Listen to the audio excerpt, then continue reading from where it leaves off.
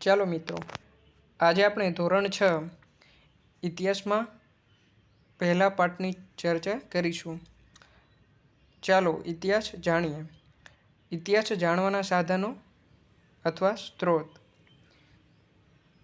ચિંતને વર્તમાનપત્રમાં વાંચ્યું, ગુજરાતના કચ્છમાં 4000 વર્ષ જૂનું શહેર મળી આવ્યું. તેને આશ્ચર્ય થયું. આપણે કેવી રીતે જાણી શકીએ કે આ શહેર 4000 વર્ષો જૂનું હશે? તે કોણે અને કેવી રીતે શોધ્યું હશે? ત્યાંના લોકો કેવો ખોરાક ખાતા હશે? કેવા કપડાં પહેરતા હશે? આવા પ્રશ્નો ચિંતનને થવા લાગ્યા. તાડપત્ર અને ભોજપત્ર.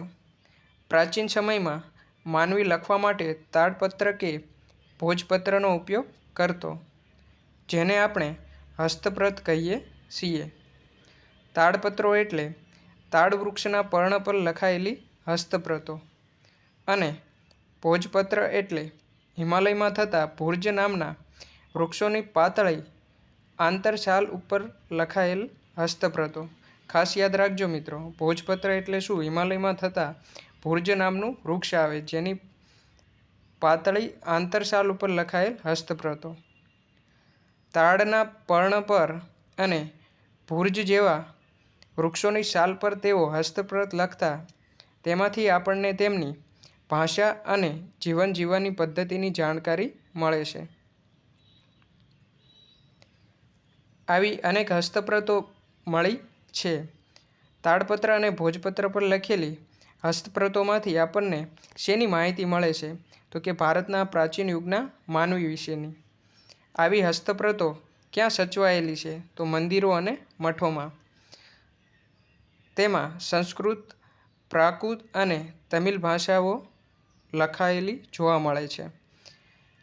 કવિતા, નાટકો, વાર્તાઓ અને મહાકાવ્યો પણ તાડપત્ર અને ભોજપત્ર પર મળી આવ્યા છે. ખાસ યાદ રાખજો મિત્રો, તાડપત્રો અને ભોજપત્રો પર શું શું મળી આવ્યું છે? તો કે કવિતાઓ, નાટકો, વાર્તાઓ અને મહાકાવ્યો લખેલા જોવા મળે છે. તે પોથી સ્વરૂપે પણ સચવાયેલી છે, જેમાં ધાર્મિક રીતિરિવાજો, સામાજિક માન્યતાઓ, રાજાઓની જીવનશૈલી, વિજ્ઞાન, શિક્ષણ, દવાઓ, પ્રાણીઓ વિશે મોટા પ્રમાણમાં માહિતી મળે છે. અભિલેખો. ધાતુઓ અને પથ્થરો પર લખાયેલા કે કોતરેલા લેખને અભિલેખ કહેવામાં આવે છે. આપણે અભિલેખોમાંથી પણ ઇતિહાસ જાણી શકીએ. રાજા પોતાના આદેશો લખવા માટે શિલાઓ પર કોતરાવી પ્રજા સાથે સંવાદ કરતા હતા. રાજા પ્રજા સાથે સંવાદ કેવી રીતે કરતા હતા? તો કે શિલાઓ પર જે તે તેમના આદેશો લખીને. પ્રાચીન ભારતના અનેક રાજાઓ અને રાણીઓએ તેમના રાજ્ય, વિજય, ધર્મ અને સંસ્કૃતિની માહિતી આવા અભિલેખો પર અંકિત કરાવી છે. આવા શિલાલેખો અને અભિલેખો પર લખાયેલા લખાણો લાંબા સમય સુધી ટકી રહ્યા છે. અશોકના શિલાલેખો ખૂબ જ જાણીતા છે. તાડપત્રો. તાંબાના પતરા ઉપર કોતરીને લખવામાં આવતું લખાણ એટલે તામ્રપત્ર.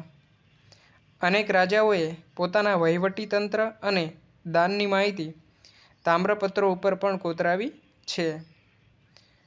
ગુજરાતમાં આવા તામ્રપત્રો મોટી સંખ્યામાં મળી આવ્યા છે. તામ્રપત્રોની સૌથી વધુ સંખ્યા ક્યાંથી મળી આવી છે? તો કે ગુજરાતમાંથી, જેમાંથી રાજાના નામોની અને ધર્મ, વહીવટીતંત્ર અને દાન ધર્મની વિગતો મળે છે.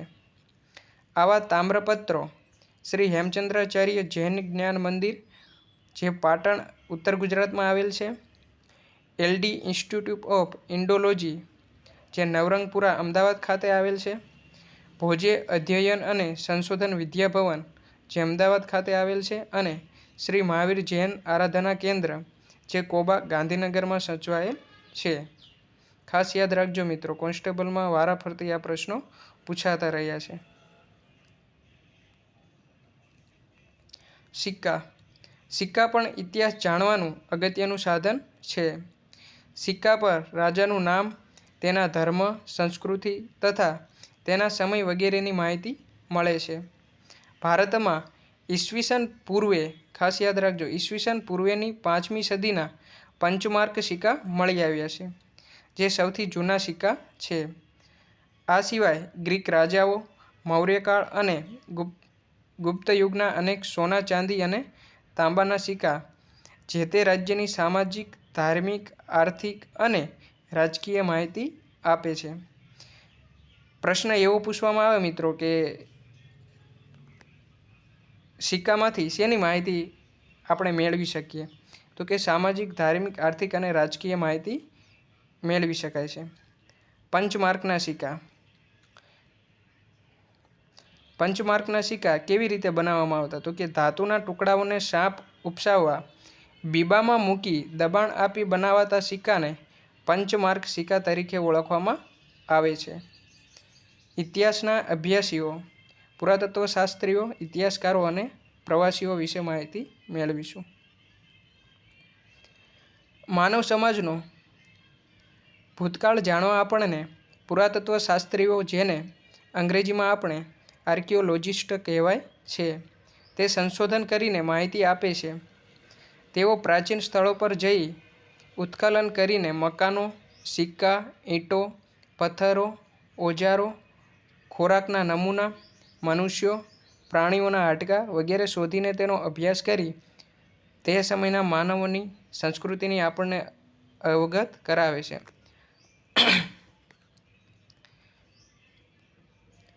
પ્રાચીન કાળથી મનુષ્ય એક જગ્યાએથી બીજી જગ્યાએ પ્રવાસ કરતો રહ્યો છે.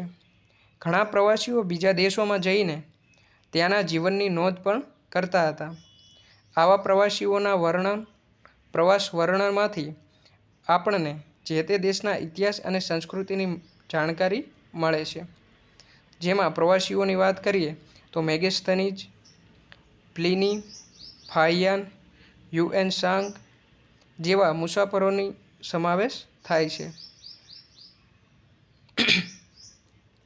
પુરાતત્વશાસ્ત્રીઓ અને ઇતિહાસકારોના સંશોધનોથી આપણને ઉત્તર પશ્ચિમ ભારતમાં સિંધુ નદીના કિનારે પાંગરેલી મહાન સભ્યતાના દર્શન થાય છે.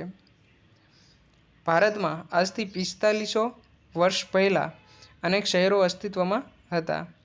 એ જ રીતે ગંગા નદીની આસપાસના ક્ષેત્રોમાં આજથી 2500 વર્ષ પહેલાં ઘણા બધા શહેરોનો વિકાસ થયો હતો, તે પણ જાણી શકાય છે. 2500 વર્ષ પહેલાં કઈ નદીની આસપાસ ઘણા શહેરોનો વિકાસ થયો હતો? તો કે ગંગા નદી. આ બધા સાધનોથી તે સમયના માનવ સમાજના રીત રિવાજો, ખોરાક, પોશાક અને ટેકનોલોજી તથા સંસ્કૃતિની માહિતી મળે છે. ભારતના અનેક શહેરો અને ગામડાઓ શોધી તેમણે આપણને કપાસ, ઘઉં, જવ ઉપરાંત તે સમયના પ્રાણીઓની માહિતી આપી છે.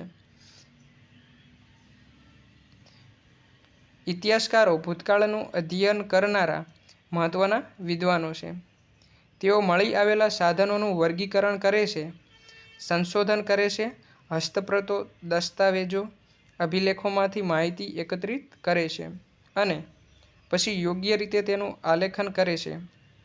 પુરાતત્વશાસ્ત્રીઓ અને ઇતિહાસકારો ભૂતકાળને આપણી સમક્ષ જીવંત કરે છે. ભૂમિનું નામ. આપણે આપણા દેશને 2 નામોથી ઓળખીએ છીએ. ઇન્ડિયા એટલે ભારત. ઇન્ડિયા અને ભારત. ઇન્ડિયા શબ્દ ઇન્ડસ પરથી ઉતરી આવેલો છે. ખાસ યાદ રાખજો મિત્રો, ઇન્ડિયા શબ્દ કયા શબ્દ પરથી ઉતરી આવ્યો છે? તો કે ઇન્ડસ, જેને સંસ્કૃત ભાષામાં સિંધુ કહેવાય છે. પ્રાચીન ઈરાન અને ગ્રીસના લોકો સિંધુ નદીથી પરિચિત હતા. પ્રાચીન સમયમાં કયા લોકો સિંધુ નદીથી પરિચિત હતા? તો કે ઈરાન અને ગ્રીસના લોકો. તેઓ આજથી 2500 વર્ષ પહેલાં તે પ્રદેશના સંપર્કમાં આવ્યા હતા. ઈરાનીઓ સિંધુ નદીને હિન્ડોસ અને ગ્રીસના લોકો ઇન્ડસ કહેતા હતા.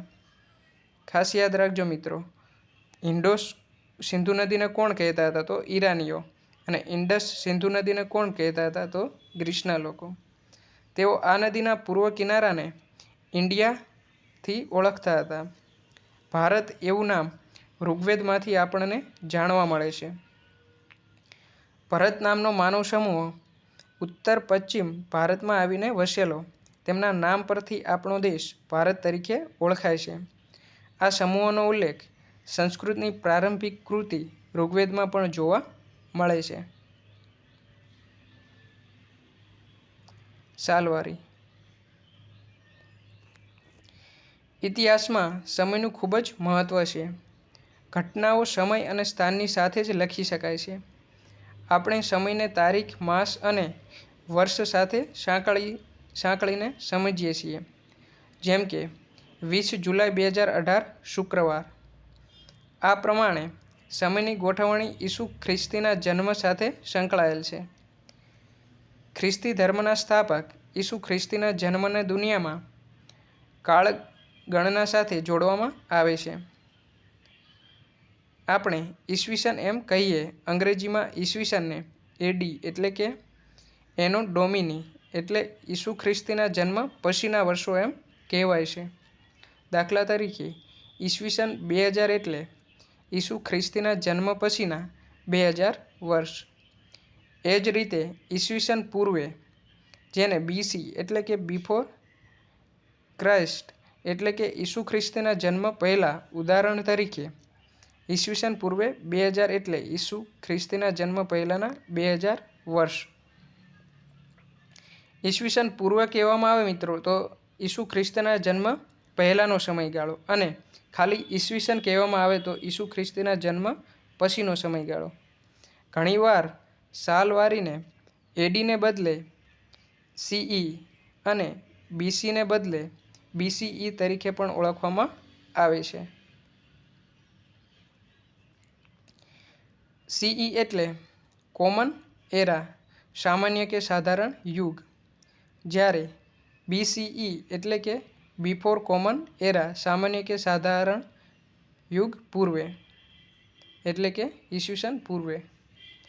ખ્રિસ્તી ધર્મ વિશ્વના મોટા ભાગના રાષ્ટ્રો સાથે સંકળાયેલો હોવાથી અનેક રાષ્ટ્રોની જેમ આપણે ભારતમાં પણ આ જ સાલવારીનો પ્રયોગ કરીએ છીએ. ઘણીવાર બીપી એટલે કે બિફોર પ્રેઝન્ટ શબ્દનો પણ ઉપયોગ થાય છે. આટલું જાણો.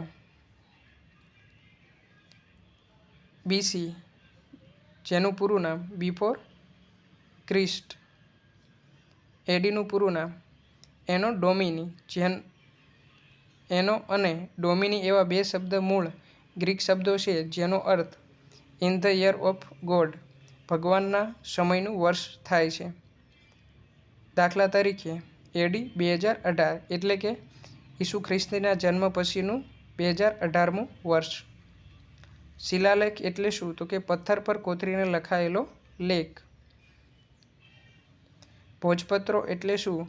ભુર્જ નામના વૃક્ષોની પાતળી આંતરસાલ જેના પર પ્રાચીન સમયમાં ગ્રંથો લખાતા હતા તેને ભોજપત્રો તરીકે ઓળખવામાં આવે છે.